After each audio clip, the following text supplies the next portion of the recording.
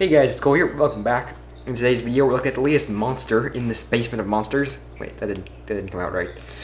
Which is the McLaren Sabre, or should I say the Lego McLaren Sabre? Because often I don't say Lego, but in these videos, but perhaps I should because I don't say it because I feel it's too obvious. But maybe I should say it. But anyway, now before we start, I should mention that a lot of this model was inspired by a builder on Instagram known as RGB900, RGB_900, and I'll link to his Instagram down below. But basically, he's built a 6-stud wide Sabre, and that's where I got a bunch of the design ideas for this one. So, as you guys probably know, with McLaren Sabre, it's the latest McLaren limited edition hypercar. There's 15 of them in existence. For some reason, they're only sending them to the US, I suppose for emissions reasons or something of that sort, but that's cool. So maybe if I see one, I'll let you guys know. So basically, this is my Lego model. And it's kind of funny to build a car so new. For example, previously, the Bugatti Veyron, say, or the Lamborghini Murcielago or something like that, they are cars they've been around for a while. They aren't really too, well, they're well known. Everyone knows how they drive, and they're just they're well known. This car was kind of funny building it because it was like, I don't know, nobody knows what this car is like except I guess the people who own them and drive them. Yeah, I mean, I've heard Shmee 150's driven one. Obviously, he said it's kind of like a less uncomfortable Senna. So we have a general idea, but we still don't have any. Nobody said anything really majorly, like no. Because there have not been any major reviews or anything on how it drives, so I have no idea what this car is even like in real life to an extent. So building this car without really knowing about what the real car kind of did or was intended for, it was a little bit weird, but it came out quite nicely. So, starting with the front end of the model, this is actually quite heavily based on my 8-stud wide modification of the McLaren Senna, which is kind of in the garage, I guess, even though the garage is over here, so it's just sitting on the shelf back there, because I'm waiting for some parts to arrive. Actually, I'm not waiting for parts to arrive, I have to order parts for it, because, because it's bigger now, I need more parts for it. And yeah, that'll be in a future video. Basically, so this is based on that 8-stud wide Senna in the front. It's quite similar, obviously, the shape of both cars, although the Sabre is a little bit less. Sabre is a little bit less technological looking as the Senna. It's more artistic, I guess. I don't know. It's a little bit more pretty, I suppose. So at the front here, we have this sort of little air intake, nothing too special down here. We have the front, which actually came out quite nicely. We have the headlights, which are formed with these gray wedge plates, and those they stick out from the front and from the sides. They look fine. From the top, they look a little bit strange because you can see so much gray. Although otherwise, I think it's quite nice, and there's not really any way to cover them up. So I'm pretty happy with how that came out. Now the center area, just kind of like an intake thing on the real Sabre, and that's what it is here basically.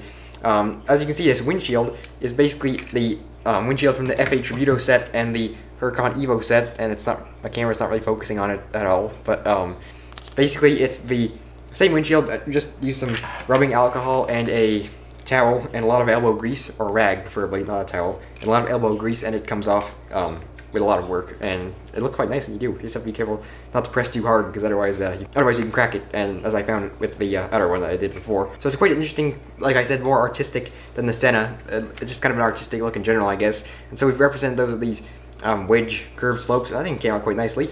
We are using these wedge plates like stuck onto the sides, which is a technique Lego used in the 6-stud wide Senna, which I think is an okay looking technique, but because of the studs in the sides, it looks a little bit wide. And I'm still happy with it, but I kind of wish Lego would release some wedge tiles rather than wedge plates. And we actually do have like what would be considered a wedge tile on this side, which looks quite nice. Now there are no rear view mirrors on this car. The real one does have rear view mirrors, but they're not exactly, like, they're not super high profile rear view mirrors or anything. So I decided just to skip the rear view mirrors because it looks so nice and clean without them. So I figured, yeah, typically I like to put rear view mirrors on there. I figured this design, I can't really figure out where to mount them without making it look kind of messy, so we just kept it this way. So the interior of the Sabre is pretty empty, and this is another model that doesn't fit minifigures because it's so low profile, and yeah, I'm not really building models with minifigure seating in mind, although you could take the minifigure's legs off and just add a little 1x2 plate, and it would look like he's driving in, so that'd be good. So along the rest of the side here, you have basically just some more panels and exorted wedge plates and rounded tiles and things to make this really crazy, to form this really crazy patterns on the real car. It came out quite nicely. Behind the windshield, we have this area which is a little bit blocky looking, not super realistic in that case, but otherwise I think it looks quite nice.